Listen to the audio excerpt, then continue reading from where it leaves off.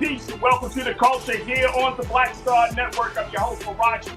Thank you so much for tuning in and being a part of the conversation. Folks, let's talk about the latest developments in the case against former President Donald Trump in Georgia, how the DA down there is looking to make a big announcement about charges very, very soon. We'll talk about the latest with that. Also, let's talk about the aftermath of the Ralph Yarl shooting and how it has put delivery drivers on edge as one of the delivery drivers were recently shot at in South Florida. We'll talk a little bit about that. Also, Chance at Carnival. We'll talk about Chance the Rapper and that Twitter video that showed him grinding on a couple of ladies while celebrating at Carnival. Is this an issue of culture or commitment? We'll talk about that and a whole lot more. So stay with us. It's happening on today's edition of The Culture right here on the Black Star Network. Let's go.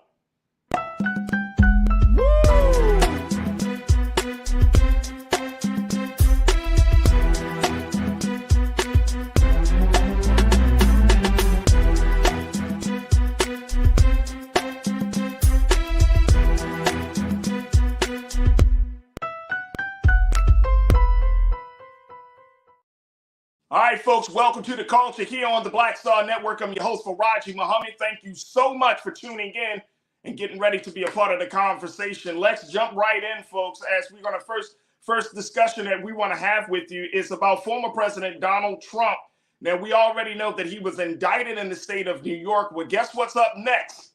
Georgia. And many people have been predicting what may happen with the president, but there was an announcement that came over this week from the DA's office, from the Fulton County District Attorney, Fani Willis. She wrote in a letter that she's expected to let folks know about the charges against the former president sometime this summer. Take a look at this, folks. This is coming from the Griot. It says that Fulton County District Attorney Fani Willis wrote in a letter to County Sheriff Pat Labott that she expects to announce the decision sometime between July the 11th and September 1st. She says she wanted to give Labott time to coordinate with local, state, and federal agencies to ensure that our law enforcement community is ready to protect the public. Open source intelligence has indicated the announcement of decisions in this case may provoke a significant public reaction. This is from District Attorney Fani Willis. She wrote in a letter adding that some could involve, quote, acts of violence that will endanger the safety of our community. The Atlanta Police Department confirmed receipt of a letter from Willis and said it would continue to monitor the potential for unrest throughout the city. This is very interesting, as again, we saw what happened in New York. There was some protest there in front of the courthouse there. In Manhattan, there were some clashes between pro-Trump supporters and anti-Trump supporters. But now we're looking at Georgia, and of course, the president is looking at a host of other litigation and legal issues, even while he is still planning to run for president of the United States in the 2024 presidential election. All right, let's Wednesday. Let me check in with my panelists, my culture crew member, Suzette Speaks, who is an attorney, and she's also a TV host for her own show, Suzette Speaks, on YouTube. Suzette, good afternoon. How you feeling this afternoon? Hey, everybody, happy Wednesday. Good to see everybody. Thank you for having me. Of course. Suzette, let's talk about your favorite president, Mr. Trump. He's getting a little bit of hot water. People expect that this Georgia case may be a little bit stronger than what the New York indictment came down to be. But I don't know. It looks like now that we know what some of those charges from the New York indictment are, from everything from his involvement in meddling in the 2020 election to paying off the porn star, this is about a case about that phone call that he made to Georgia state officials during the election, where he was trying to squeeze out an extra 11,000 plus votes and asking county officials, Republican state election officials, to find 11,000 plus votes that will win in his favor so he can at least turn the state of Georgia for the election. Now we're looking at Fani Willis, who is saying that after that conversation was exposed to the public, she's saying, oh, there might be some other illegal things that took place behind the scenes against Mr. Trump, went to investigating, and now she's talking about releasing these charges in the summer. All right, break this down to me. You're an attorney. How does this play out? Is this a case, is this a slam dunk case? Or is she just kind of she's still lining her ducks up in a row at this point? Well, I would say that all sides need to be prepared first and foremost. Hey, everybody, thank you again for tuning in, because when we see a district attorney, shout out to Fani Willis, who is the first African-American woman to hold her position as district attorney of Fulton County there in Georgia. But you don't see this normally, Farajii, where a district attorney will come out publicly and start to prepare the public. That lets me know that she has something cooking, so to speak, where there is evidence of fraud or some sort of intervention that should not have taken place. You are going to have an opportunity at the state level to prosecute anyone, including a former president. When I look at the case in New York and now I look at what is potentially going to be the case in Georgia, I think his legal team is going to have their hands full. When you see her trying to kind of prepare the public in this kind of way, I think it's a very, very telling statement in terms of what she has cooking. Now, we all heard what you just alluded to, that phone call that the president of the United States made to Georgia officials, asking them to find a certain amount of votes so that they can be victorious. This is going on the whole entire time while he and his allies, such as Fox News and others, were going on television telling people that the election was stolen. And there's evidence, I'm sure, that she has collected beyond this that will prove very damning to the president's behavior. And again, at the state level, he has no reprieve. That is, he cannot be pardoned, right, from state level crime. So we're going to see what she has, hopefully very soon. But yes, she's showing her hand and telling us to be prepared.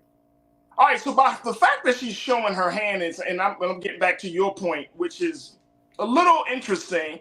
I'm trying to figure out what her strategy may be on this. Like, a lot of times that level of communication is done internally behind closed doors. We don't see that coming. But would that be like sounding the alarm? Like, part of me is just like, is she announcing, hey, this is going to happen? But then at the same time, like, hey, this is going to happen. Like, I'm trying to understand the strategy. And it's interesting that it comes from her, not a police official. Well, we know there are reasonable people on all sides of the aisle, Republicans, Democrats, etc. Oh, we also know you want to go Trump on us, huh? That's what you want.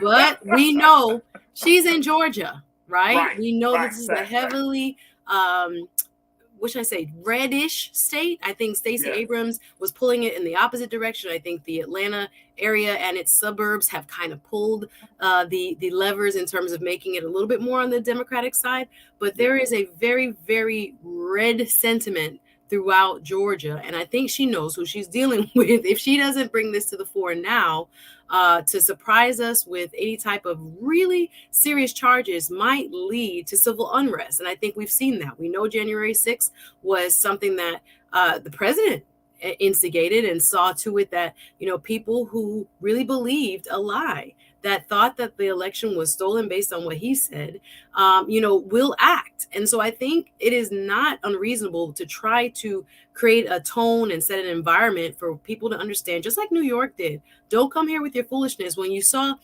Mayor Eric Adams come to the microphone right before the charges in Manhattan were kind of laid bare, there weren't that many people out there. And I think for the few that were, that they stayed kind of within the realms of the law. So I think Georgia, following that model in this specific DA, is kind of, preparing the public, especially those who are ardent supporters of the president, not to come and create chaos like we've seen in other scenarios.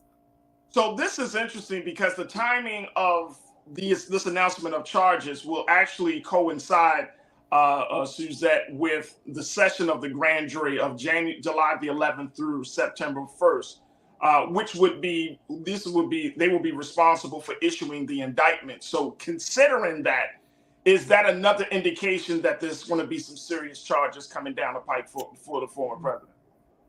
I would say we have to really be ready for it, because if we've used New York again, that was a very interesting approach where they had the great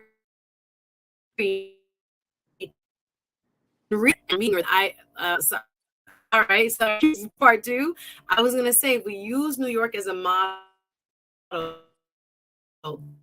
they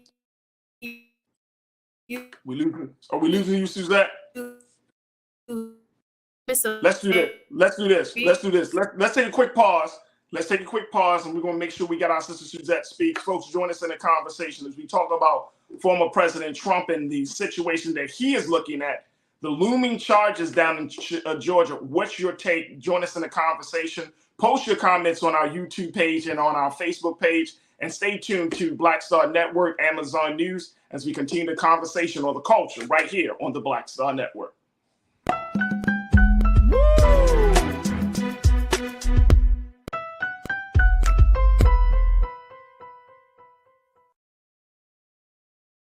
Pull up a chair, take your seat. The Black Tape with me, Dr. Greg Carr, here on the Black Star Network. Every week, we'll take a deeper dive into the world we're living in. Join the conversation only on the Black Star Network. Hi, I'm Dr. Jackie Hood Martin, and I have a question for you. Ever feel as if your life is teetering and the weight and pressure of the world is consistently on your shoulders? Well, let me tell you, living a balanced life isn't easy. Join me each Tuesday on Black Star Network for A Balanced Life with Dr. Jackie. We'll laugh together, cry together, pull ourselves together, and cheer each other on. So join me for new shows each Tuesday on Black Star Network, A Balanced Life with Dr. Jackie.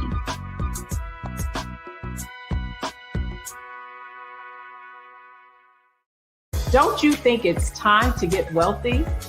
I'm Deborah Owens, America's Wealth Coach, and my new show on the Black Star Network focuses on the things your financial advisor or bank isn't telling you.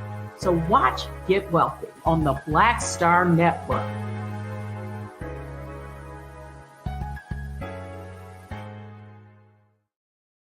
When you talk about blackness and what happens in black culture, we're about covering these things that matter to us, speaking to our issues and concerns. This is a genuine people-powered movement. There's a lot of stuff that we're not getting. You get it, and you spread the word. We wish to plead our own cause, to long have others spoken for us. We cannot tell our own story if we can't pay for it. This is about covering us. Invest in black-owned media. Your dollars matter.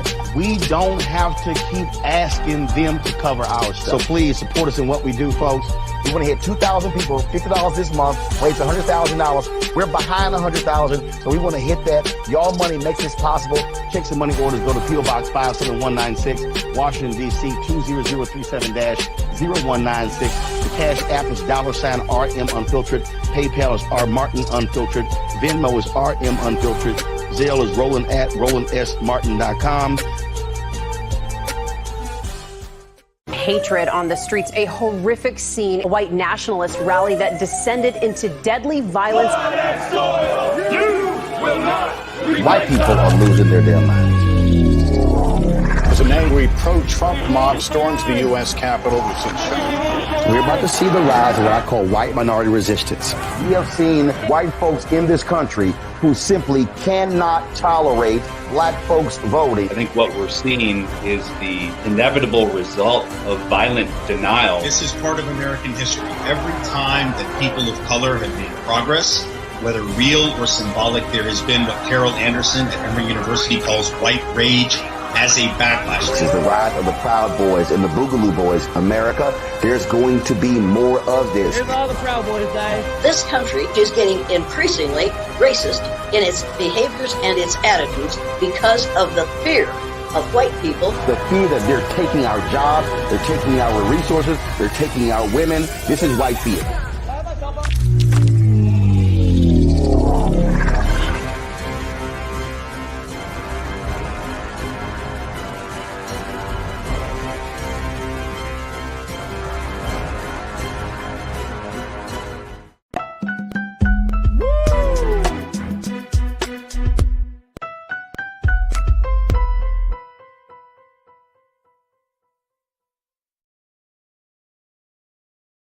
All right, welcome back to The Culture here on the Black Star Network. Let me reconnect with my sister Suzette Speaks as we're talking about that case against former President Donald Trump happening in Georgia from that was kicked off by District Attorney Fani Willis.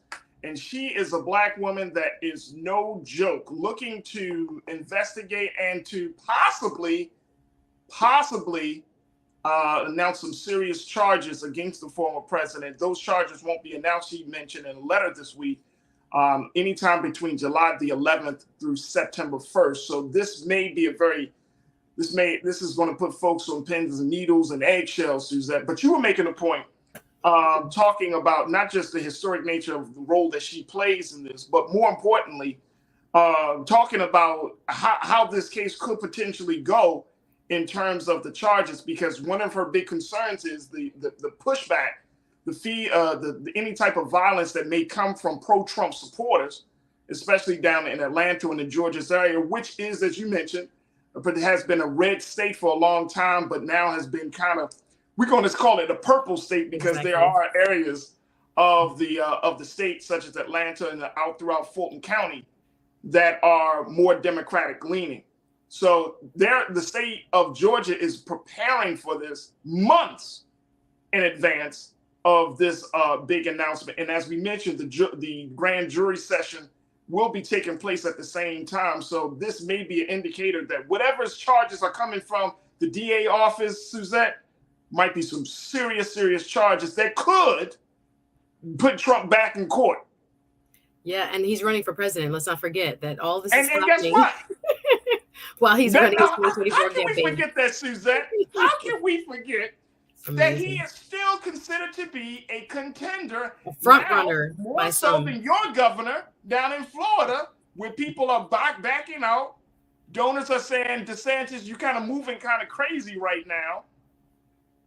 Yeah, there's a lot there, Farajii, and I'm sorry again for my connectivity, but I just wanted to point out a few things. The first thing is, as a DA, bringing a charge against someone of the stature of a former president, you must know that you have all your ducks in a row and that the charges are going to be substantive. That's one thing that leads me to believe there is something she has that is, and in addition to what we've heard on things like that phone call that you just mentioned, that would stick, so to speak, right? That there are real issues that are going to get tied back to the president or even the president's counsel, so much so that she is now announcing this early to prepare people. The point I was getting ready to make was that when we look at what happened in New York, they had already seated a grand jury and sent the grand jury home, so much so that we thought they were going to reconvene, but they had already come to a consensus that charges should be brought in New York. So I think you might even see some maneuvering in that way, where in order to protect the secrecy of the identity of the people on the grand jury and what they in fact do decide, you might see some maneuvering where they are either already in session or they are going to be called back and maybe have already reached a decision and things like this. I thought that was very interesting how New York had said they were going home on a recess and they had actually already come to a consensus. So when you see this type of aforementioned, warning, so that people can start to prepare, I think it's a strong indication that she thinks the charges that are going to be filed have a high potential of being, something that you will see the grand jury want to indict the former president on. I will mention again, just in terms of fairness, the president has denied all charges and his legal team continues to do so. Absolutely. Conscious thought, my guy, you're kicking us off this afternoon. You said we're going to be in for one heated summer. In addition to Georgia DA Fani Willis's presenting of charges against Trump, we'll also have to deal with SCOTUS, the Supreme Court of the United States decisions on key cases decided by the court. We talked a little bit about that yesterday. Those big cases include issues of voting rights and some of the other agenda items facing Black America. Would you agree with Conscious Thought, though, on that, Suzette, that this is going to be a hot summer because there's so many legal battles on up for grabs here? Absolutely. Like we're in the middle of the U.S. Senate having hearings on, again, what we've talked about on this show, whether the Supreme Court, first and foremost, should have a code of ethics. We've just had Chief Justice John Roberts decline an invitation to appear in front of the Senate, I believe it's the Judiciary Committee, to talk about why there are so many parts now that we have learned in terms of what justices' behaviors have been, including that of senior Supreme Court Justice Clarence Thomas, to show that there might be room for bias. And I think people, as we've seen the numbers decrease in terms of the American people in polls answering whether they believe in the Supreme Court or they feel like they are a neutral body, et cetera, we need to go back to basics. So even what they're going to be hearing and their behavior in terms of the individual justices, where they speak, who they go on vacation with, and some of the rules that other courts, every other court in the United States has had to follow, they have not had to do so. So when we're looking now at what their opinions will be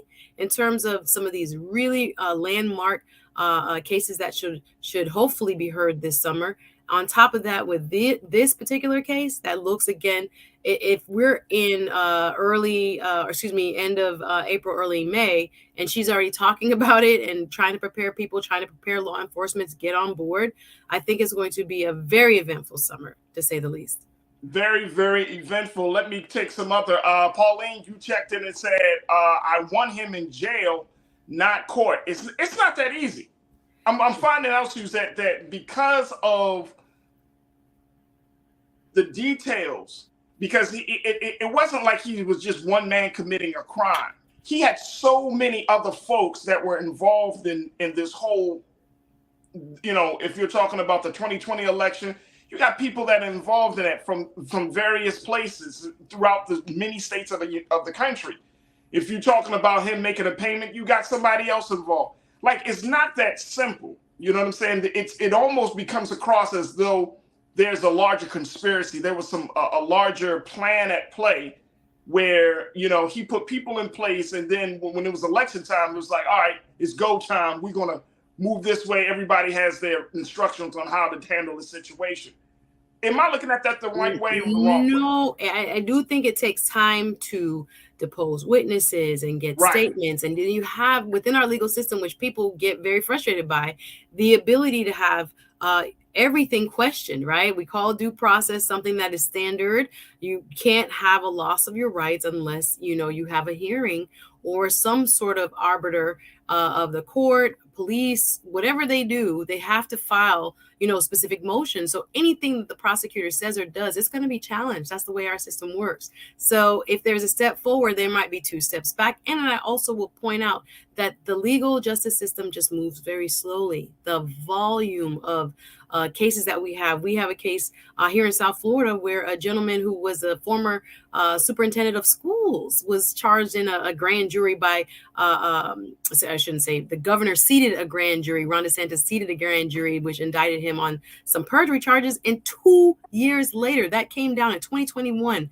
cost him his job. Robert Runcie now has been cleared. It's been dismissed by the judge 2 whole years later. So just the speed of justice sometimes when, the judge will look at his calendar. And again, we're not going to be able to favor any defendant by moving it any quicker. You can have, motions for a speedy trial, other things, but the wheels of justice tend to move very slowly. So sometimes people, I think, underestimate when I file lawsuits, if I do medical malpractice, sometimes it will take 2 and 3 years to bring those cases to full resolution. And I tell my clients all the time, I preface that this does not move very quickly. So it's been a while. If we think about it, it's now just getting ripe, so to speak, in terms of coming up to these major hearings. So I think some of it is just collecting all the evidence, making sure all your ducks in a row, everything is checked and double checked, comparing the statements of witnesses, going through, just the motions that it takes to bring a case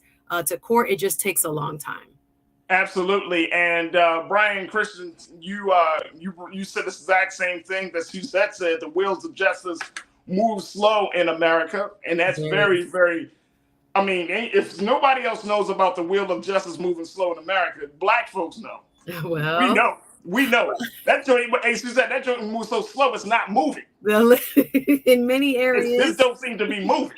I was going to say, in many areas of law, depending on what you refer to, it does move very slow. And I think some people have gotten frustrated as a result, saying, why hasn't Trump been brought before people? Well, he is. It's just making sure, again, you do not want cases that will be dismissed on technicalities. So you have to be very careful.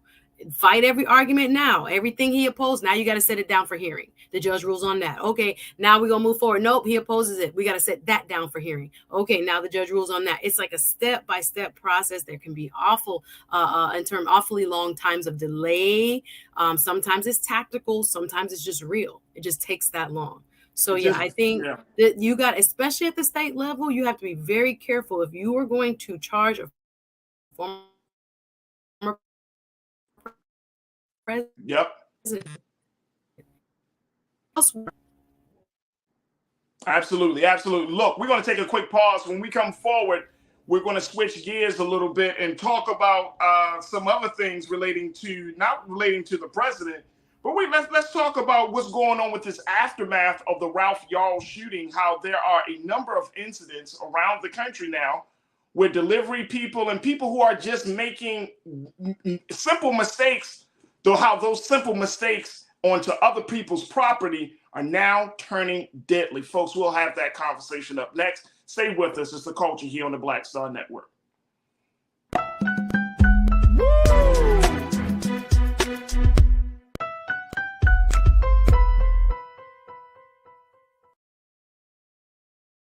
Hi, I'm Dr. Jackie Hood Martin, and I have a question for you. Ever feel as if your life is teetering and the weight and pressure of the world is consistently on your shoulders? Well, let me tell you, living a balanced life isn't easy. Join me each Tuesday on Black Star Network for A Balanced Life with Dr. Jackie.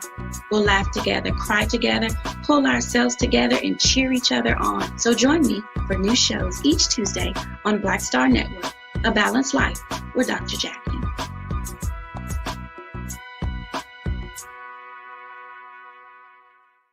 When you talk about blackness and what happens in black culture, you're about covering these things that matter to us, speaking to our issues and concerns. This is a genuine people-powered movement. There's a lot of stuff that we're not getting. You get it, and you spread the word. We wish to plead our own cause. Too long have others spoken for us. We cannot tell our own story if we can't pay for it. This is about covering us. Invest in black-owned media. Your dollars matter. We don't have to keep asking them to cover our stuff. So please support us in what we do, folks. We want to hit 2,000 people, $50 this month, raise $100,000. We're behind 100,000, so we want to hit that. Y'all money makes this possible. Checks and money orders go to P.O. Box 57196, Washington, D.C. 20037-0196. The Cash App is $RM Unfiltered. PayPal is R Martin Unfiltered. Venmo is RM Unfiltered.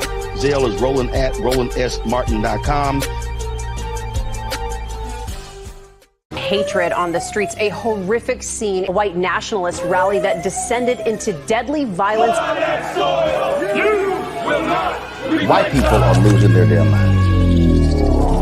As an angry pro-Trump mob storms the U.S. Capitol, we're about to see the rise of what I call white minority resistance. We have seen white folks in this country who simply cannot tolerate black folks voting. I think what we're seeing is the inevitable result of violent denial. This is part of American history. Every time that people of color have made progress, whether real or symbolic, there has been what Carol Anderson at Emory University calls white rage as a backlash. This is the rise of the Proud Boys and the Boogaloo Boys. America, there's going to be more of this. Here's all the Proud Boys, guys. This country is getting increasingly racist in its behaviors and its attitudes because of the fear of white people. The fear that they're taking our jobs, they're taking our resources, they're taking our women. This is white fear.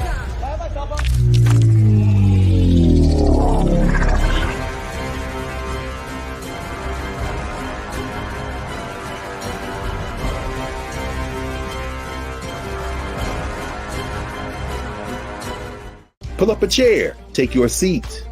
The Black Tape with me, Dr. Greg Carr, here on the Black Star Network. Every week, we'll take a deeper dive into the world we're living in. Join the conversation only on the Black Star Network. Don't you think it's time to get wealthy? I'm Deborah Owens, America's Wealth Coach, and my new show on the Black Star Network focuses on the things your financial advisor or bank isn't telling you. So watch Get Wealthy on the Black Star Network.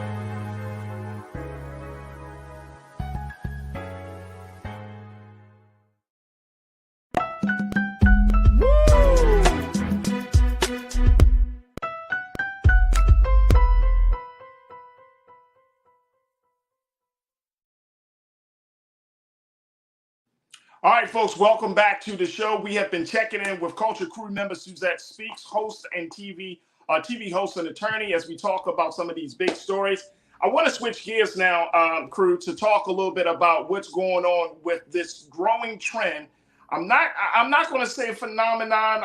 I'm hoping it's a very, very short-lived situation that we're looking at. But we're calling it the aftermath of the Yarl shooting, right? Because we're finding that now there are a number of incidents where people are going to people's homes by mistake and how these mistakes are turning deadly. And so I wanted us to have a conversation about this new cultural thing that is happening right now, where we're seeing less people. I want to bring Suzette back into the frame. Suzette, I'm finding in these stories, we got two stories I want to talk about, one in South Florida. The other one is in out of New York. But these are stories where people literally, with no real conversation, no real communication, somebody comes upon their property by mistake.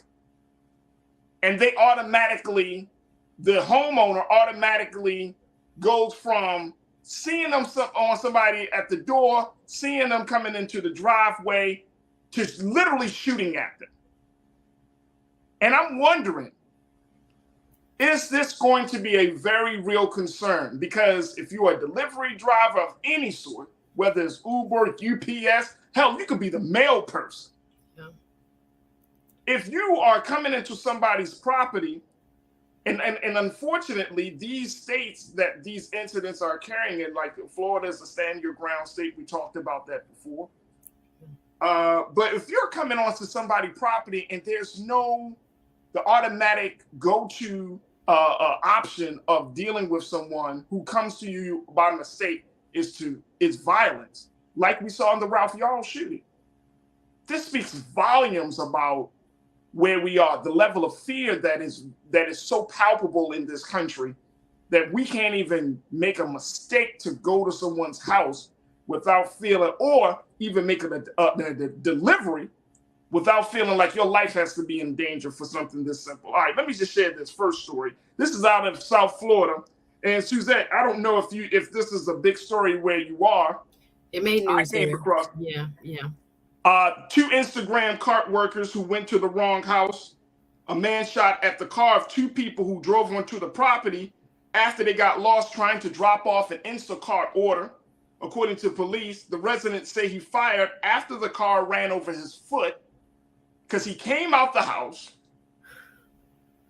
he saw the two people, and he automatically got upset and enraged that they came onto their property. They tried to describe to him what was going on, that they made a mistake, and for whatever reason, he didn't believe him.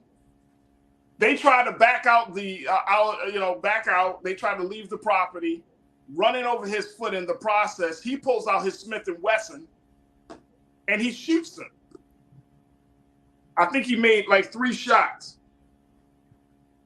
Yeah, hitting the car. Yeah. Hitting the car. Mm-hmm. And in the process of them kind of leaving away from or getting off the property, there was some property damage. And the homeowner's son brought this, kind of was frantic, and this caused the homeowner to be frantic, and it was just a whole mess down in South Florida. What is this a sign of from your vantage point? Should this be a concern? Absolutely, Farajii. Thank you so much. And I covered shootings that we have seen back to back. It's been about 2 weeks of things like this. So yes, we just had the latest one here in South Florida.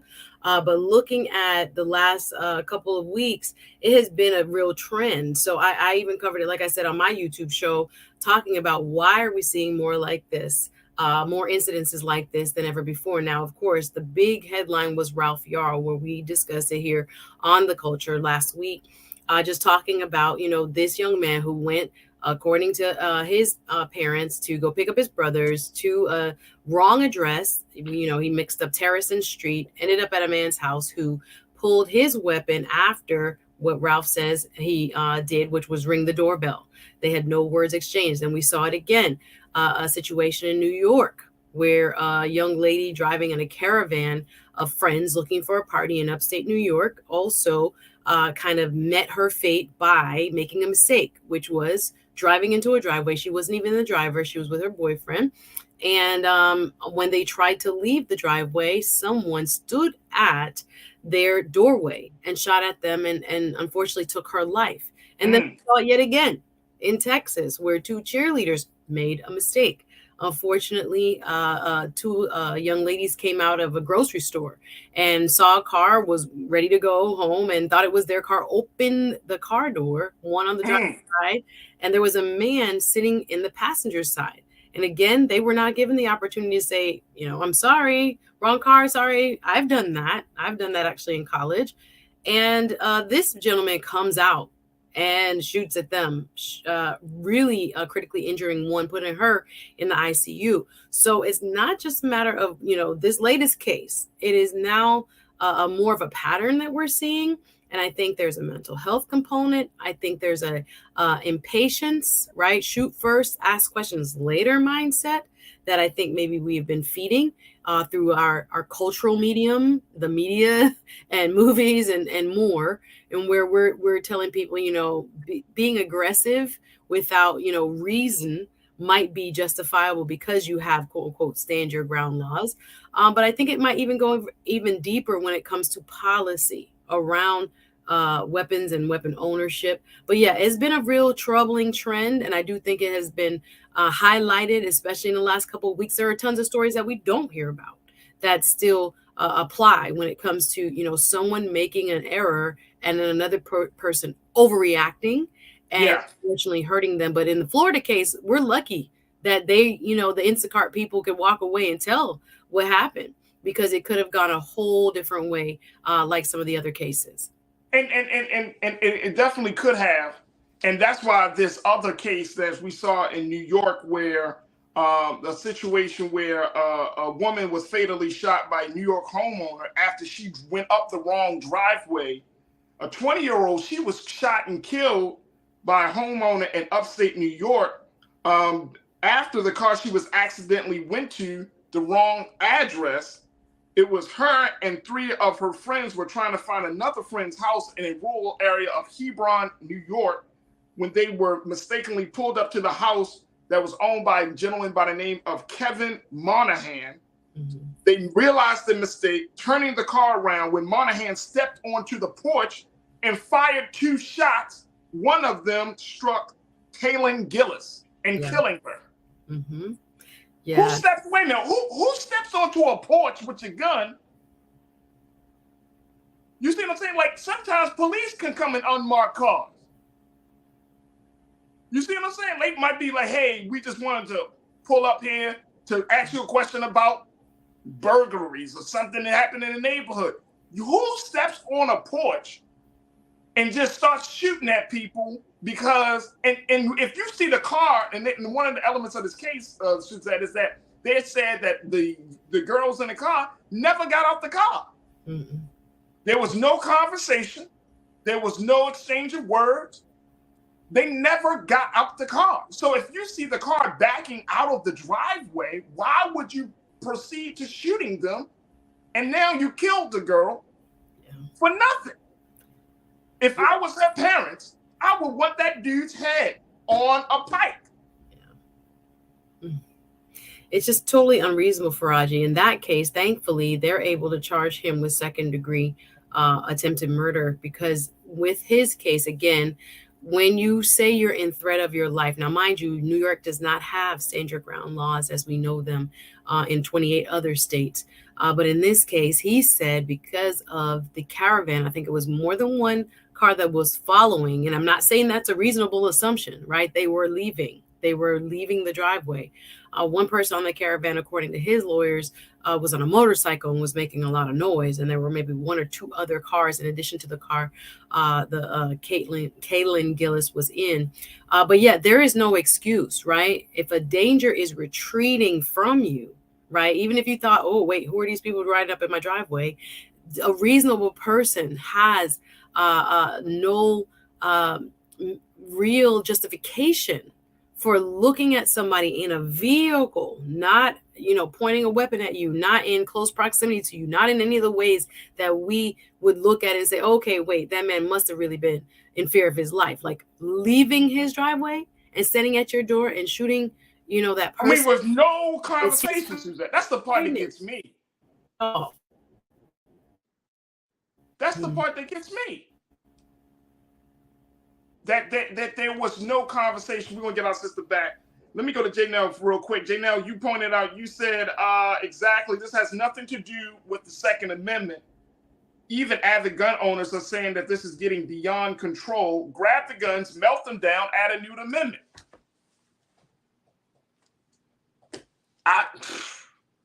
This is not about guns. This is about fear.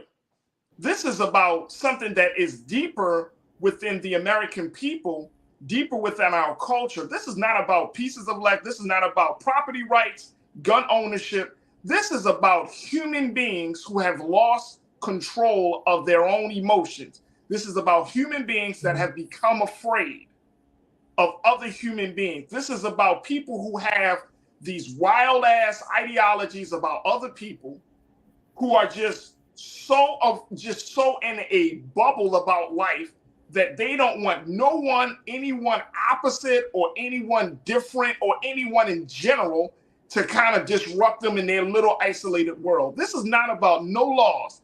This is about the behavior of human beings that have gone absolutely awry. That's how I see it, Suzette. Well, I think there are people that will agree with you and say that, again, with the levels that we're seeing this happen, the frequency of, we can compare it, but it's different to mass shootings and the numbers that have increased substantially, putting us on, a record pace of mass shootings so far for this year. And these type of shootings as well, I think does have, the society at large, regardless of party, talking more.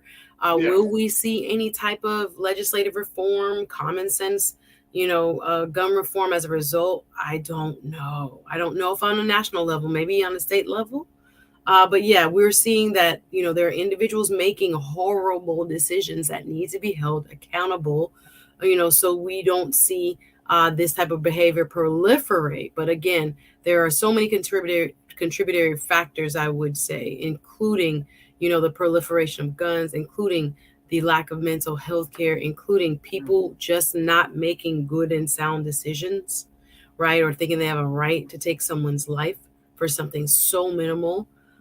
We have to kind of switch that conversation around so that people understand the value of life. This is not your right to just take someone's life because they drove into your driveway or because they rang your doorbell. That makes no sense. There's a public policy interest in us trying to address these matters.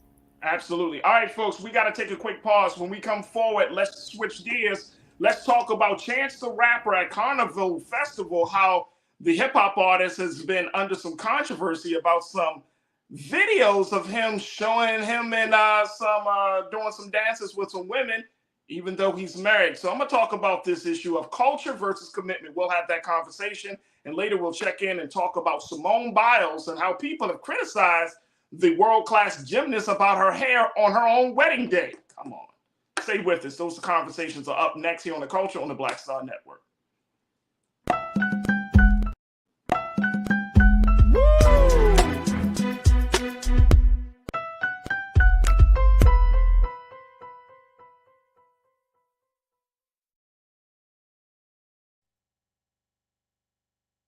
Folks, Black Star Network is here.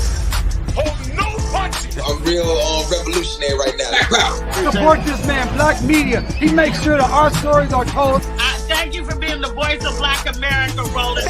I love y'all. All momentum we have now, we have to keep this going. The video looks phenomenal. See, this difference between Black Star Network and Black-owned media and something like CNN. You can't be Black-owned media and be scared. It's time to be smart.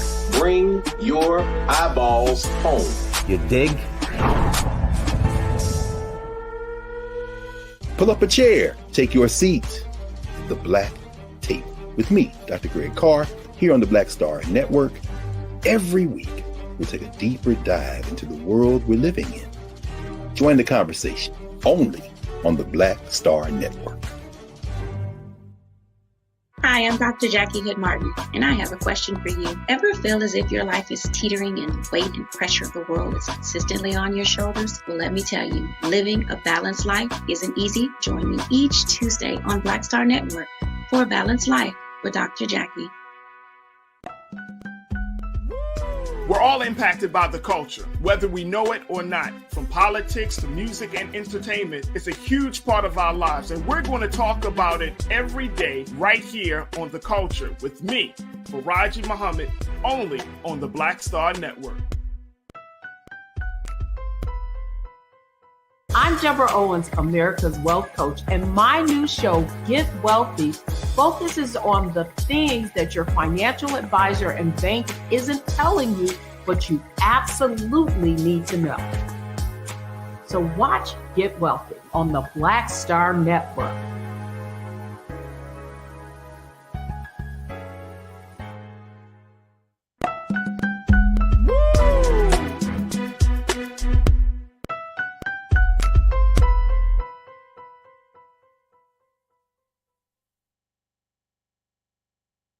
All right, folks, welcome back to The Culture here on the Black Star Network. I'm your host, Farajii Muhammad.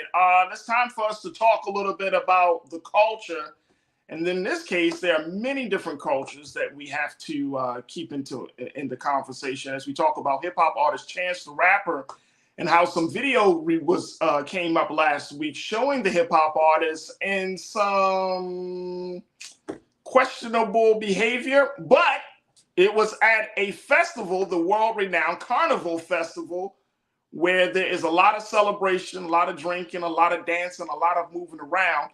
And folks started to get into a debate about Chance the Rapper being at Carnival and acting the way he was acting as a married man. Keenan, I want us to show the videos, and then I want to get my sister Suzette Speaks to talk about what she thinks she saw.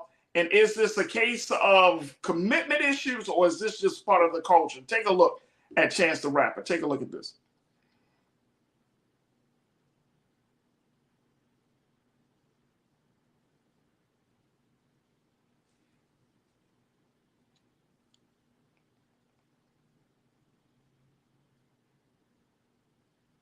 All right, while we're pulling up that video, let's bring my sister Suzette in. Suzette?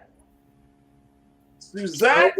Oh boy, Farajii. Okay. And it's up, then it's up. What we got. Let's go. Wait, Suzette, why you say let's go? Like, let's go. We're about to hurt people's feelings. People mad. People are very opinionated when it comes to what they saw Mr. Chance the Rapper doing. So all right, let's show this video. Look like, hey, Keenan, let's show this video. And guys, don't get too excited. Let's show Chance the Rapper, quote unquote, enjoying himself at the Carnival Festival. Keenan, let's see if we got that video up and running. Okay. Sometimes these little Twitter videos, sometimes they can get the best of us. All right, so here's my question. If for those done the chat, bend your back and wind it. Give me that one time, yeah. Give me that. You look so fine.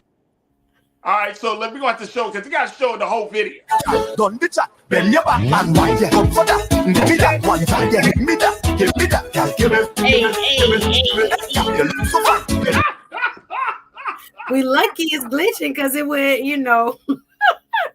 give a little bit more of a different impression if you see it in full speed. But you get the point. You get the point. You get the point, and Keem, let us know when you got the second video, because this wasn't the first video.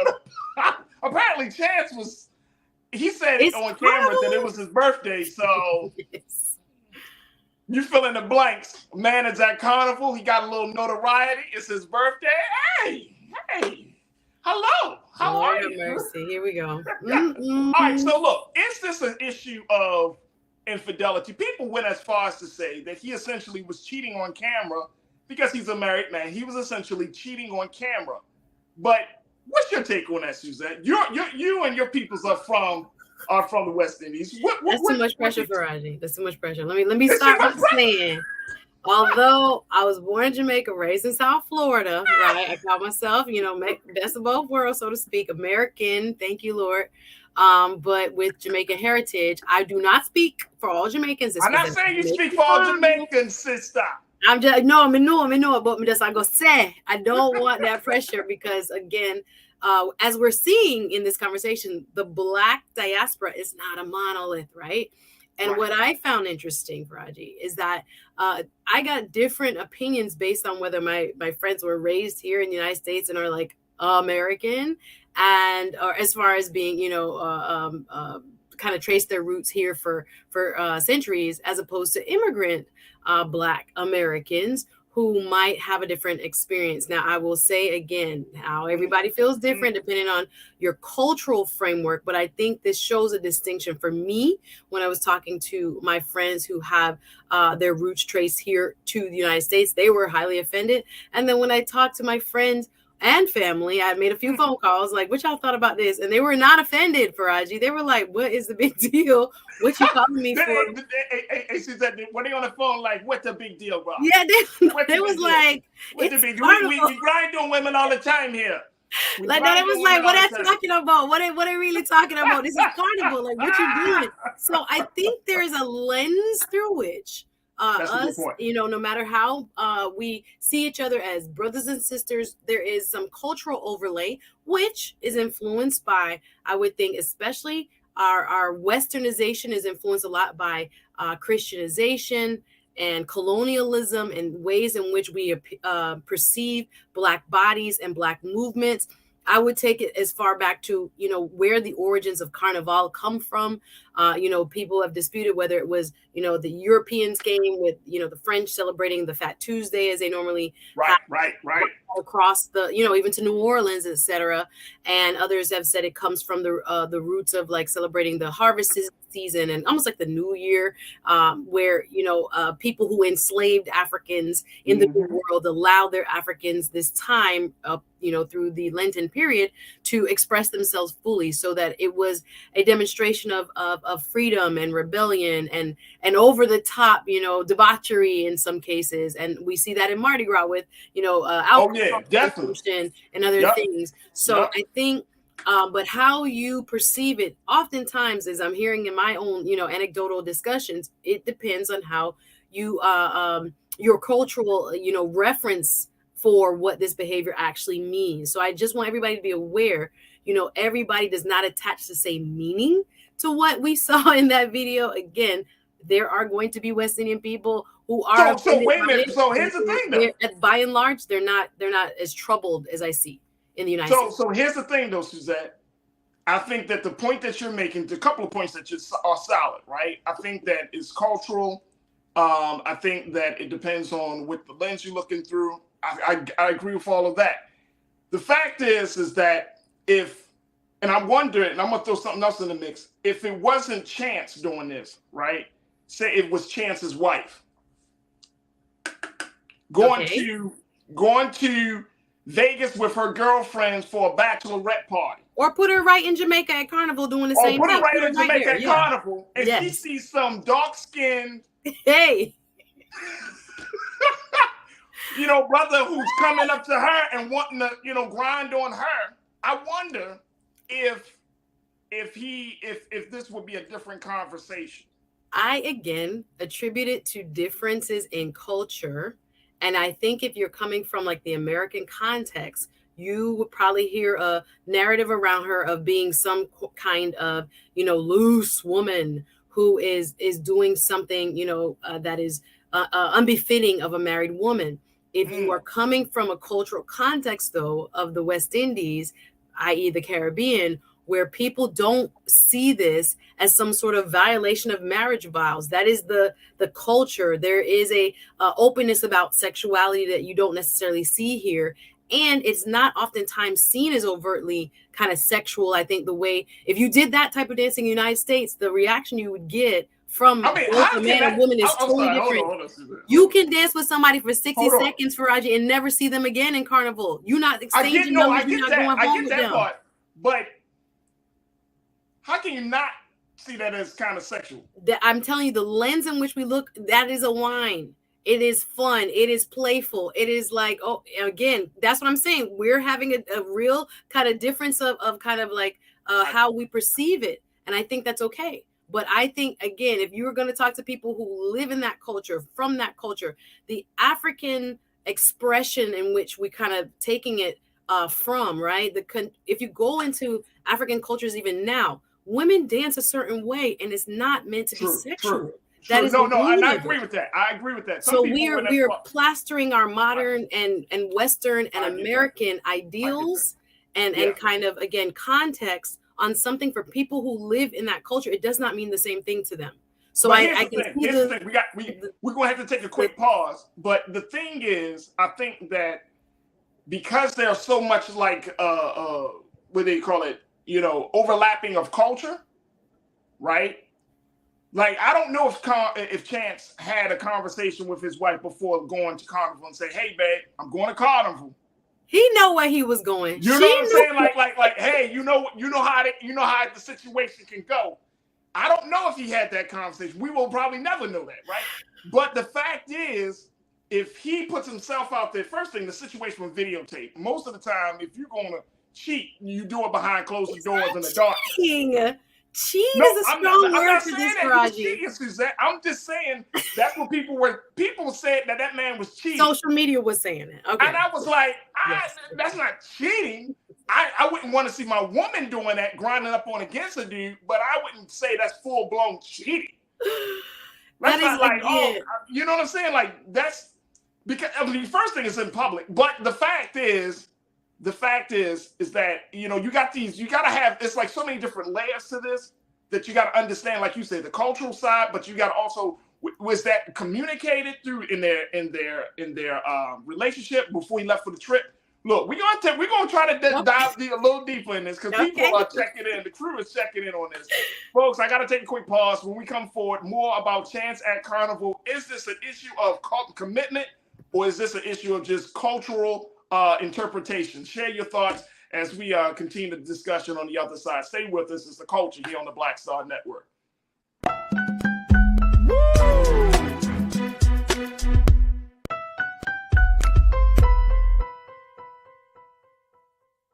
Chance the Rapper said it's his birthday.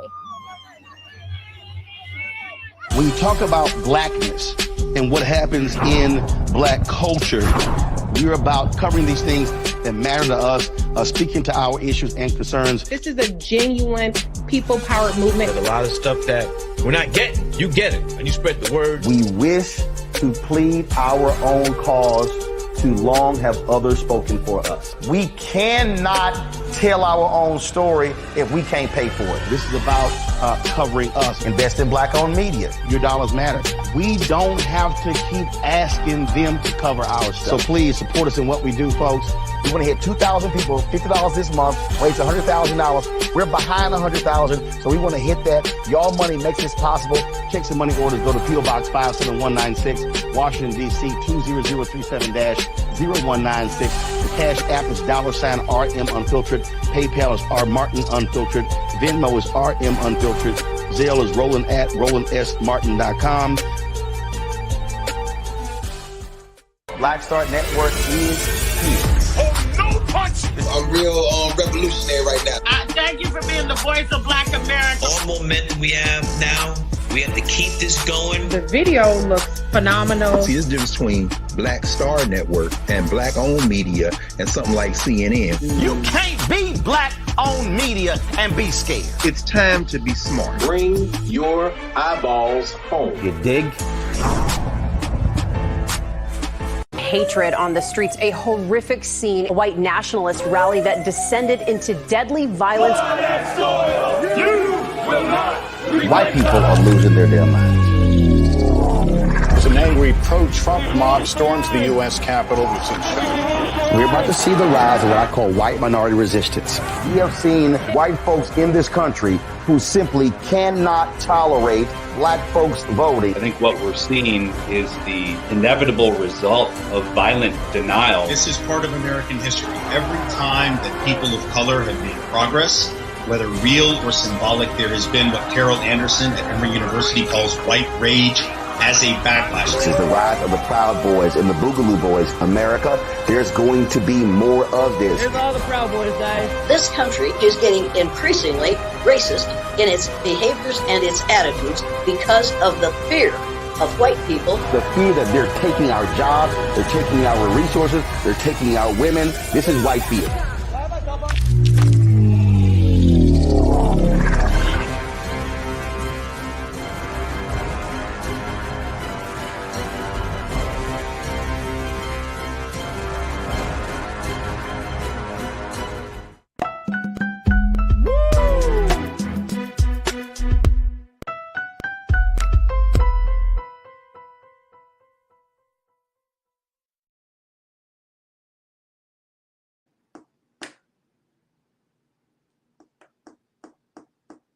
Welcome back to the show. Suzette, I'm reading the comments, Farajii. Hot topic today. Hey, yo, crew, y'all killing me. Y'all killing me. All right, here's what we've been talking about, folks. If you're just tuning in, Chance the Rapper, the hip-hop artist, he is well regarded. He's seen as really, in the industry, he's seen as a quote-unquote conscious artist. That's his brand, right? That might have something to do with it too. Right, say it again. Boy. Yeah, that brand of his, it might. That brand, right? Like, exactly. Yeah, it comes with it. The good boy, bro. He know better, that type of thing. But Chance is considered to be one of our premier, one of the most noteworthy artists of our generation. However, he went down to Carnival last week in Jamaica and had himself a little good time. He said it was his birthday. I don't know. Maybe I feel like y'all gonna let Chance live, or y'all gonna be mad. What's going on here? I feel like anytime you go into a space like that, you can always just say it's your birthday. Like it don't have to be. You can just be like, I'm in Miami. I'm in LA. I'm in the Carnival. It's my birthday. Like it's the culture, Farajii. I don't know, Farajii. I didn't take much offense, but a lot of people did. Social media was. A lot of people did. So let me just share with you what a couple of our crew members said about this, because some people were really upset. Let me go to my sister Deborah. She said, I would have a problem. This is from Deborah Anderson. She said, I would have a problem with my husband being videoed like that and sharing it with social media. He wasn't sharing it. Somebody else shared it, just to be clear. But she said she would have a problem with it. Oh, we got the videos that we got stills. There we go. Okay, that's video one. He got a second one too. Hide your kids, hide your wife, hide your kids. And I guess it's kind of good that it's videos, just in case the young lady might come back and say, oh, he did something crazy. You're like, no, you look like you enjoyed that, sis, just as much as he did. So Deborah said that she wouldn't have enjoyed the fact that her husband being videoed like that. Lori checked in, Lori Parks, you said men going to do what men do. We all know this, but if a woman would have done the same thing, they would have been a problem. Y'all know this too. And let me just say, go ahead. Like, I wouldn't want my woman to be. I'm gonna be honest. I get it. You having fun. It's your birthday. If you're from the West Indies, you might go with your husband and wife. That is common. No, that's fine. That's all common. fine. But see what I'm saying is like, look. I mean, maybe because I'm American. I'm from this part of the world, right? That it's just it feels a little weird to me. I'm gonna be honest. And I agree. It probably is more, shocking, depending again on the cultural context here, that this type of dancing again has a certain meaning attached to it. Again, in the Caribbean, when you talk to West Indian people, it's not going to necessarily for everyone. Again, we're not a monolith. Speaking of those of us growing up in that culture, but we don't see it as the same, meaning in terms of the American context. I think people got to understand that awareness that, again, there may be a cultural lens that differs in what this behavior actually, symbolizes and means. It's carnival. This is what people do. This is how. If it was Mardi Gras, would it have changed? Because at Mardi Gras, women show Mardi Gras get low, but they are more focused on like the alcohol. Now, if you do watch my ladies dancing, they got the hip movement too in Mardi Gras. It's just that they're not dancing up on nobody, right? You see them doing it by themselves, but they juke and they have a little movement, what we call wine, and move their hips, right? And again, that pelvic thrust in the American context, again, is hypersexualized, and it means something very different than people who go and see it again as just a dance. It is a part of how our bodies are made. So the pelvic thrust that he was, the pelvic move that he was doing, it's not a sexual. Is not a sexual move according to West Indies culture. It's not offensive. I think in the American context, but is it a sexual move? It's just a dance. It is that, again, for most of us. Twerking is a dance too, though, Suzette. Pardon again? Twerking is a dance too. This is true, but twerking was popularized by, I think, maybe correct me. We've seen people whine and juke over the centuries and over the decades. Right, but that's when different. it came to Uncle Luke them, I think the connotation that twerking kind of had was for it to be mimicking of sexuality in a type of, dance expression of it. I'm saying that the expression that you saw there, again, in an American lens, looks like, okay, what's the difference between this and this and that? But I say that, again, culturally speaking, everybody does not identify with that American lens of what this really means. And you have people, again, that go with their significant other, their man, your man grab a wine, you grab him back, get back in line, keep marching, you grab a wine, you grab him back, you keep him moving. Okay, but see, again, that's communicated. That's an understood situation where y'all like, all right, we both here. You know what I'm doing. I know what you're doing. That's communicated. But when Chance's wife wasn't around at that time, and I'm just saying, I don't know. We don't know if she was there or not. I don't think she was.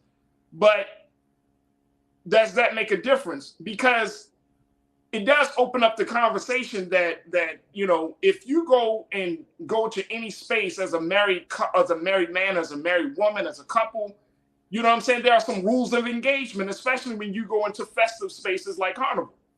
There are some rules of engagement, right? Like if the wife says, all right, I'll give you a little hall pass, you can go and grind up on it, but I want a hall pass too. And then let me just tell you how guys are. Let me just tell you. I'm listening. I'm learning. Just in case you don't know. Hall pass the wine? Let me just break it down for you, Suzette, how guys are. You gonna do what? You're gonna wind your backside against another man's what? Farajii. Let me tell you what this hall pass is going to happen. Farajii, I understand. I'm telling you, guys, lens. we don't. Look, that lens what it you means, talk what about it looks look. Like. Yeah. You talk about the cultural perspective. I'm gonna talk about the gender perspective. No, yeah, I agree. I agree. Men, we don't operate that. And this is the double standard. In the American context, men don't operate like this. Be men don't think like this. What? If you go to Caribbean, you got your girl. You be cheering your girl on, and then grab her up and move on. If I'm going into a beach or a beach party or a festive situation like that, trust and believe. Yeah, enjoy yourself. Looking like Ike Turner on the sideline drinking. Farajii, I hear what you're saying. I'm just saying, men, it does not bode well. And I know brothers, and I know brothers that probably be like, man, I wouldn't care. Like, no, if you actually in love with that woman, you get very possessive. I agree with you on the communication side, right? Yeah. No one should go into Carnival or any. I mean, we haven't even talked about Brazil. This is Jamaica. You go to Trinidad, birthplace of the Caribbean Carnival as we know it. The level of just it is colorful, it is beautiful. Like I said, this is not the focus of Carnival. I don't want to also lose that when it comes to the full expression of freedom, rebellion, colorfulness, water, powder, the floats, the feathers. It is a beautiful display of culture, right? Now, adding to that is the dance form. And so I don't want us to get lost that the dance form is all that we focus on here. But of course, with Chance, people are not used to that. In an American context, that seems, quote unquote, vulgar. Again, it's on the internet now, right? It's adults only. I would confess the kids don't go to Carnival. There's a separate kiddie carnival. This is a grown folk march. But again, even island to island, it differs depending on, I think, especially, again, within the context of the role the church plays. When you go to Haiti Carnival, the costumes are different. They're much more conservative and much more covered. Same thing with, I've seen Cayman Carnival. You also have, again, Trinidad Carnival. It has more of a kind of a revealing costumes, but you have people there in regular clothes too. But what makes the reels and what makes the memes are the girls who are like darn near, self-expressive in their way of dress, right? And very revealing. I was going to say darn near, half damn near naked. But yes, but that's not the only people that go there. All shapes, all sizes, people with regular clothes on, people with just, going to observe. There's so much of a mix, old and young. It's a very interesting confluence of just energy, right? And you dancing, and it's a freedom feeling. But again, if you go outside of it and look in, you're going to say, what in the world are they doing? But if you live in it, you grew in it, you don't have that same perspective is what I'm saying. All right. So, and we got to take another pause, but I think it opens up this conversation that has certain things that once were unacceptable years ago become more acceptable now. Because we do, as much as we talk about the sanctity of marriage, infidelity, stepping out, having side situations and sneaky links and all of these different things have become, as much as they're still kind of frowned upon, it's almost as if the culture is like, you don't have that? You don't, you know what I'm saying? It's still, that's different. That's different. It is different. But I'm just saying, like, for a man or for a woman to express themselves outside of the confines of their committed relationship, has that become more acceptable now than we probably seen within the past 20 to 30 years? Because, years ago, one of our watchers, one of our culture crew members brought up Freaknik and said, wait till the video comes, wait till the documentary comes out with Freaknik. Back in 1994, 93, 92, there was a different attitude. There was a different cultural conversation about marriage, commitment, infidelity, all of that. Now people are like, well, it's more fluid. You have both. You still have the traditionalists. I do think they're there. Right. But you definitely have some people who are pushing a huge those number of folks that are not. Yeah, pushing boundaries. But again, just for my, the record, I'm not equivocating Carnival to that. I get it. I'm just saying in the big picture of things, right? Okay. Because people are saying cheating and infidelity. I got you. I don't think this was cheating. Okay. I think cheating requires you to do more than just grind up on somebody, right? This is not like cheating, but at the same time, I do think it's inappropriate if you are a married person, because it just brings up too much in a relationship, right? Like, it brings up, especially if it's videoed, it just brings up too much. Now, it could be all out of fun, jest, and cultural appreciation, but it's just, why put yourself in a position where it's like this? Because from the woman's side, from his wife's side, we don't know. We don't know if she was like, hey, man, like, you go to these parties and you really go all in. And it's embarrassing me. And I've heard women say that when you're dealing with issues of infidelity and other things, like, it's an embarrassment versus, something else. So it's like, are we pushing the boundaries with this? Are we becoming more lax in this understanding of what the vow is supposed to represent and all of that? So we're going to have that conversation. We're going to take another pause. Stay with us, folks. More discussion about Chance at Carnival, commitment versus culture, right here on The Culture, here on the Black Star Network.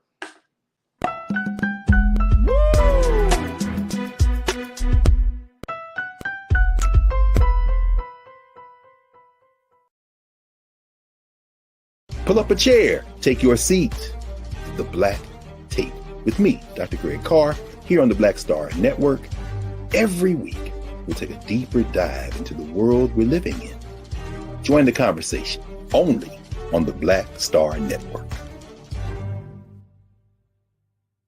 Hi, I'm Dr. Jackie Hood Martin, and I have a question for you. Ever feel as if your life is teetering and the weight and pressure of the world is consistently on your shoulders? Well, let me tell you, living a balanced life isn't easy. Join me each Tuesday on Black Star Network for A Balanced Life with Dr. Jackie. We'll laugh together, cry together, pull ourselves together, and cheer each other on. So join me for new shows each Tuesday on Black Star Network, A Balanced Life with Dr. Jackie.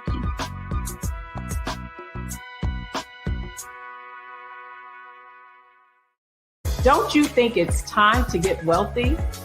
I'm Deborah Owens, America's Wealth Coach, and my new show on the Black Star Network focuses on the things your financial advisor or bank isn't telling you. So watch Get Wealthy on the Black Star Network.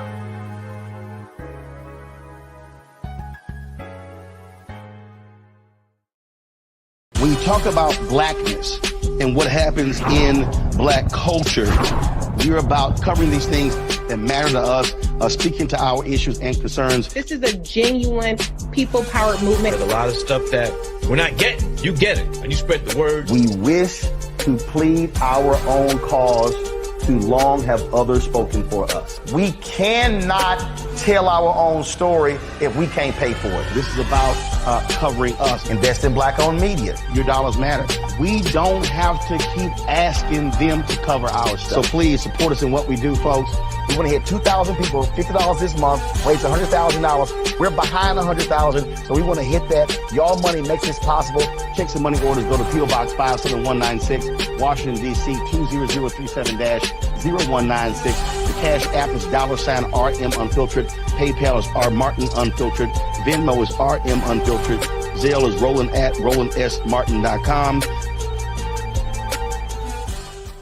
Hatred on the streets, a horrific scene, a white nationalist rally that descended into deadly violence. White people are losing their damn minds. As an angry pro-Trump mob storms the U.S. Capitol, we're about to see the rise of what I call white minority resistance. We have seen white folks in this country who simply cannot tolerate black folks voting. I think what we're seeing is the inevitable result of violent denial. This is part of American history. Every time that people of color have made progress, whether real or symbolic, there has been what Carol Anderson at Emory University calls white rage as a backlash. This is the rise of the Proud Boys and the Boogaloo Boys. America, there's going to be more of this. Here's all the Proud Boys, guys. This country is getting increasingly racist in its behaviors and its attitudes because of the fear of white people. The fear that they're taking our jobs, they're taking our resources, they're taking our women. This is white fear.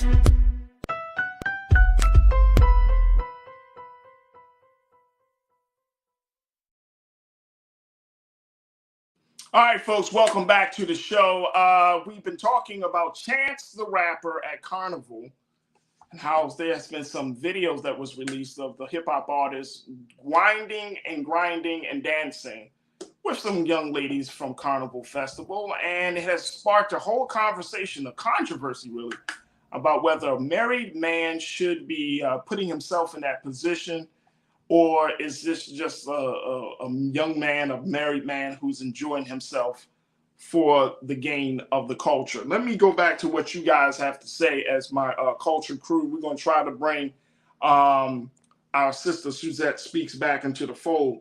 HTC Sensation XL, you said no, Farajii. It's the Caribbean, not the West Indies. The West Indies is on the west side of Jamaica. We must stop using that wrong Christopher Columbus narrative.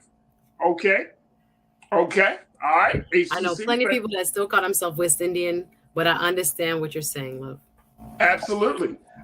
Truth is power. You said you see it on the news, you see it on TV, you see it in videos, and it sounds out subliminal messages that this is an okay life and this is how people are supposed to be.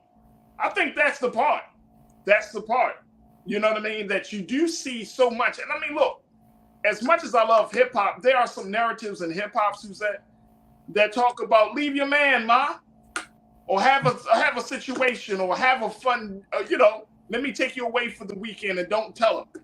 You see what I'm saying? Like there's always this messaging around kind of going out, enjoying yourself with other people outside of your partner, outside of your committed relationship. It's that type of message. It's subliminal. I'm with Truth is Power on this. It is, sometimes it's subliminal and other times it's very overt. But that it's always a part of the culture, right? And we're seeing it more and more where people's view of committed relationship is becoming more and more diminished each and every day. I just want to reaffirm and agree with what you're saying. I'm not trying to promote infidelity or people doing all kinds of stuff outside their marriage. I'm just saying an American lens looking at this has a different reaction from someone from the Caribbean who lives this life. It's a very different reaction. So I guess I asked the question that if you are with someone from the Caribbean, then you need to have some communication. There needs to be a discussion about those certain cultural differences, right? 100%. And it that like look, I go to Carnival, for example, or I do this or I do that. And I'm wondering, okay, that happens at Carnival, and I'm asking, I'm not saying that I know this. So I'm asking Suzette, as far as you know, that's outside of Carnival, would this be acceptable behavior or unacceptable behavior to anybody outside of that comes from the West Indies?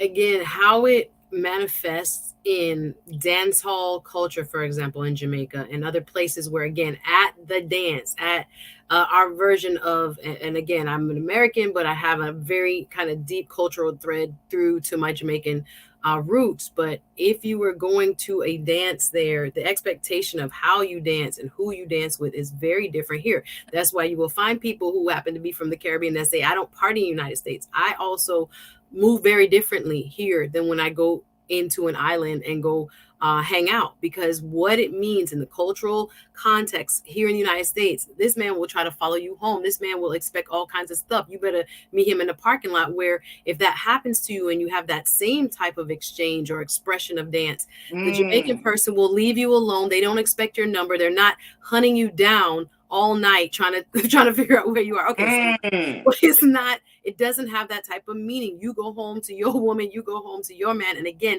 this is adult activity, mind you. It's taped and it's plastered all over the internet. This used to be in the confines of what we call the dance hall. So people would see this and do this again, kind of, I would say more covertly than it's allowed to be now, that everything's on film and everything is plastered all over the internet. Look, this is our culture. It's a small part of the culture, but it is a part of the culture. So you want to make sure, again, when you are in these type of relationships, you have Caribbean women that would be like, I don't date American men for that reason, or vice versa, where I have to explain, this is a cultural phenomenon. This is not me falling in love with a random person, right? This is the fact. This is the joy. I'm not saying I advocate for it. I'm just trying to explain what the cultural representation means versus how it is kind of like given this small kind of framework in a different context entirely. It doesn't mean the same thing to people. No, it doesn't. And you know what? Here, this is a perfect example, Suzette, of being honest and real with yourself. First, like if you as a man or if you as a woman say, you know what, I'm not comfortable with this, and being upfront and embracing that, right? Like I can't handle that. I can't imagine my woman being videoed grinding with another guy, right? Like, you know, if you are honest with yourself and have those, you know, share that with your partner, hopefully your partner will respect that and won't be like, oh, you are so damn insecure, right? Like, don't go to Carnival if that's where y'all at. Don't go to Carnival. That's what I'm saying. Just but don't there put are people yourself that's in a like, position meet me back here in 2 hours. You go your way, I'm finna go my way, and see you back here. And we jump, we dance, we throw water, we throw powder, we throw oil, we ride the trucks, and we do all the things that are an expression. This is one small part of it, but of course, because it's so provocative, it gets kind of like the most action, the most replays that we have here, on these internets. But no, it's a small part of the other significant parts of what Carnival celebration means. And I get that. But let's keep it real, Suzanne. The reason it gets this much emphasis is that we have been conditioned through our culture to enjoy sex, love, to enjoy some level, all of those things that like titillate the emotions and get the juices flowing, right? And it's like, oh my gosh, this is so sexy. This is bop, bop, bop. This is a celebrity. You got sexy dancing. You got all of these. You got cultural stuff. And it's like the perfect storm for us to have a conversation. And I know a couple of folks, Bully, I see you. You say, well, what's this have to do with reparations and white supremacy? It's the culture. What I'm saying we're not going to talk about reparations for a whole hour and 2 hours. You got to talk about the gambit of the culture. Like, I don't know where you come from, Bully, but the point is, like, this is a huge conversation about culture. Yeah. Culture of relationships, culture of marriage and vows, the culture of the sanctity of a commitment. It's the culture. Why wouldn't you talk about this stuff? Why wouldn't we have a conversation? Everybody on the internet, and I get people like this. It's interesting. We have these conversations about people's lives, but then we don't want to talk about it because it's not hardcore enough to talk about the struggle and liberation. It's these type of conversations where you can enlighten someone, have them to see the world differently, help them to evolve their belief system. It's in these conversations. It's not those hardcore conversations about reparations and what the white man is doing and all. We have to examine why we feel what we feel. And again, for good or bad, again, it's not an advocacy from my point of view. It's an understanding where does it originate, and that your lens of looking at things, our global lens is not the only lens, right? There are other people that look at certain festivals, cultures, and other behaviors and say, this does not have the same significance it would have. Simply being in an American context, it is going to ruffle a lot of feathers. And I agree with you. There are boundaries with which we have to be very comfortable. If you are coming from different cultures, or even within your own, you have to be very open, and within your marriage or your partnership or whatever you got going on, you have to really be transparent and open. And I do think the bigger cultural context of what you're saying is, is this just another opportunity to sexualize Black bodies? Is this another opportunity to teach Black people that, or reinforce the idea that Black people don't need to be, in a stable relationship or something? Again, the significance of that, I don't draw from this behavior the same meanings, but I get what you're saying. In a cultural that looks, again, through, especially here among Black people, the lens of Christianity, the lens of certain things that have been pushed upon us. Some would say as far back as the lens of colonialism. And what, again, a Black body moving in this way, is that a woman being seductive? When I read about old transcripts of, and people who enslaved Africans talking about the seductress, and you were just in your body, right? And how they described your derriere, how they described your hips. It was rebellious to move it in that way. But people, again, whether you feel one way or another, I just ask you to examine it. This is not an endorsement of go crazy. This is Carnival. This is the time of year where people celebrate in this fashion. If it's not for you, don't go. If you don't approve of it, don't go. If you feel it's sin, don't go, right? But I'm just saying, let people who understand it in a different way express themselves. But again, there's going to be judgment no matter what we do, because it's the internet. And because it's the culture. Yeah. Exactly. There's going to be judgment because it's the culture. All right, look, we got to take another quick pause. When we come back, let's talk about Simone Biles. Let's talk about why it is so important for us to dictate how a black woman wears her hair. Because it's the culture. Stay with us, folks. That conversation is up next right here on The Culture on the Black Star Network.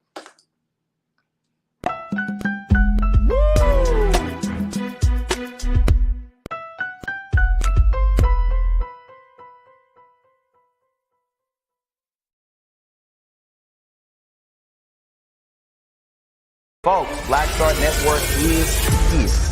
Oh, no punching! I'm real revolutionary right now. Support this man, Black Media. He makes sure that our stories are told. Thank you for being the voice of Black America, Roland. Stay black. I love y'all. All momentum we have now, we have to keep this going. The video looks phenomenal. See, there's a difference between Black Star Network and black-owned media and something like CNN. You can't be black-owned media and be scared. It's time to be smart.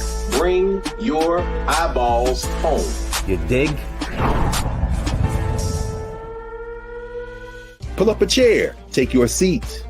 The Black Tape with me, Dr. Greg Carr, here on the Black Star Network. Every week, we'll take a deeper dive into the world we're living in. Join the conversation only on the Black Star Network. Hi, I'm Dr. Jackie Hood Martin, and I have a question for you. Ever feel as if your life is teetering and the weight and pressure of the world is consistently on your shoulders? Well, let me tell you, living a balanced life isn't easy. Join me each Tuesday on Black Star Network for A Balanced Life with Dr. Jackie. We're all impacted by the culture, whether we know it or not. From politics to music and entertainment, it's a huge part of our lives, and we're going to talk about it every day right here on The Culture with me, Farajii Muhammad, only on the Black Star Network. I'm Deborah Owens, America's Wealth Coach, and my new show, Get Wealthy, focuses on the things that your financial advisor and bank isn't telling you, but you absolutely need to know. So watch Get Wealthy on the Black Star Network.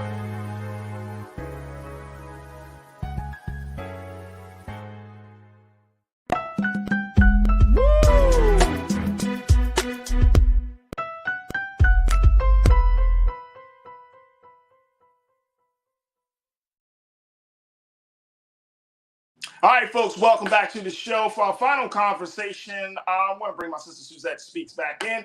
For our final conversation, Suzette, let's talk about world-class, award-winning gymnast Simone Biles, who just got married. So big shout out and congratulations to Simone Biles and her husband. There we go. Black love, yes. As we talk about marriage. Simone, don't show up at Carnival.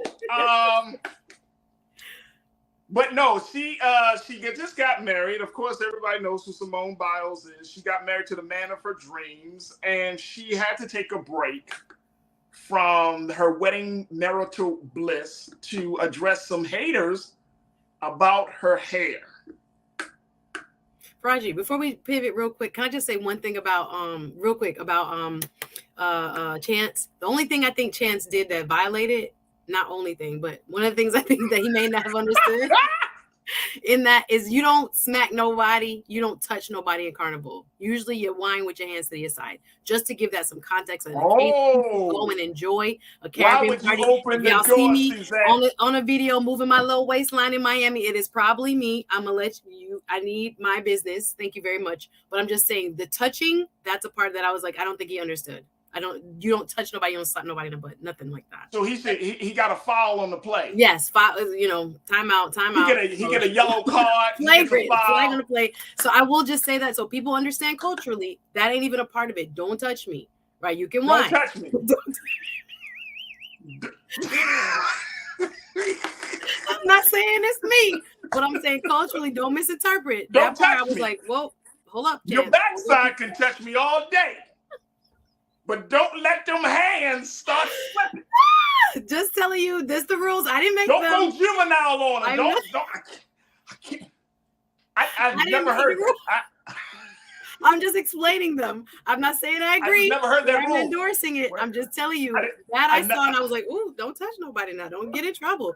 But just FYI, just in case people go and they need to understand what we're doing. That's what we're doing. We're dancing. Back up. Okay, after you finish, back up. So basically, he gotta be like this. Yes, exactly. Exactly. I'm just telling y'all because that's the part you don't want to be misinterpreted culturally. Don't touch nobody. Culturally, okay. You don't want to put your hands on us, Chance. Chance, you know better.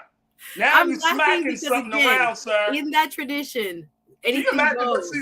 Suzanne, very quickly. Can you imagine? She'd be like, look, I'm so sorry, babe. I shouldn't have smacked that. That part, I'm so sorry. Chance, you didn't understand the assignment, sir. Back up a little bit and then just keep it dancing and give a wave and keep it.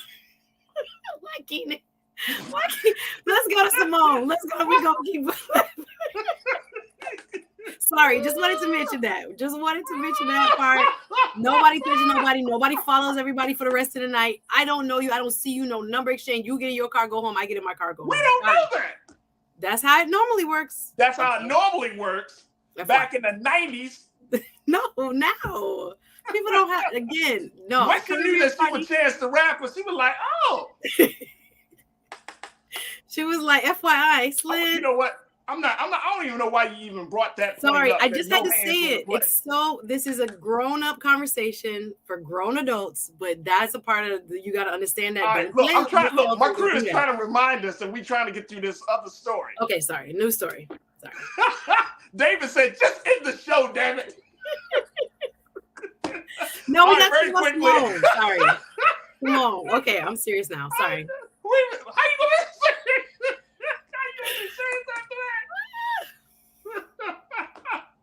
But y'all was on Simone, but I don't understand why. Simone got married. People are hating on her about her hair. I don't care why I don't understand why they hating on her sister about her hair, but apparently she had to address some of the haters by making the point that they are going to let's just put the quote up of her addressing some of the haters about why she just wore a basic ponytail on her wedding day. She said, I think they also forgot I live in Houston, Texas. And I sweat those out because they were talking about her edges and her ponytail. So she was talking about those edges being sweat out. She said, as soon as we stepped outside for pics, but they keep complaining, I don't care, I don't care, I don't care. Why is it such a big deal? Why do people think they have agency over a Black woman's body, Suzette? This is the crux of the matter. Let's get to, it's across the board, but especially coming from other sisters, it's very hurtful. And I want to kind of point out to this trend. And again, it's not everybody, because you have sisters coming to the defense of why are we focused on this? Right. This woman has a whole husband. She is getting married, entering a new stage of life. She is a world-renowned GOAT of gymnastics, broke all kinds of barriers and records after having suffered through alleged abuse at the hands of people like Larry Nassar, overcoming all of that to become the best gymnast we've seen ever, right? And we have this undertone of hypercritical discussion towards her. I think it has a lot to do, again, the shape of her body, her skin tone, and you hear it when it comes to her hair. And it is really, really disheartening and actually quite silly to focus in on something that is just so minuscule and insignificant. But again, for us, in our, again, expression of culture, hair plays a big role. But instead of focusing on the positive and the real crux of the story, which is that she is crossed into, another stage of life, we are so fixated, especially sometimes women to women, at, not giving one another grace, pointing out, something that is wrong, as if we're supposed to be perfect all the time. She's yet, a human. She came back and she was like, y'all, I live in Texas. It gets hot as soon as you walk through the door. But why should she even have to say anything? It's not your hair. It's not your wedding. Whatever but this is the same reason. But this is the same reason why there is the Crown Act in states across this country, why it has to be, implemented for the whole country. That a Black woman should be able to have the freedom to express herself through her hair however she desires. without any type of, I guess, judgment or criticism, right? Or being fired. Or being fired. Now, that's in the workplace, but in the cultural space, it's like you're saying, like women are hard on women. Now, I don't know if this a black woman thing. So is this a thing that sisters are being hard on sisters? Or is this just a thing that people want to, once again, try to take control of a woman's body and trying to dictate what a woman can and cannot do with her own body? I think some of it is projecting how one may feel about themselves. I think we have a lot of internalized, colorism and racism, and some people would call this even texturism when it comes to how we define what is good and what is beautiful.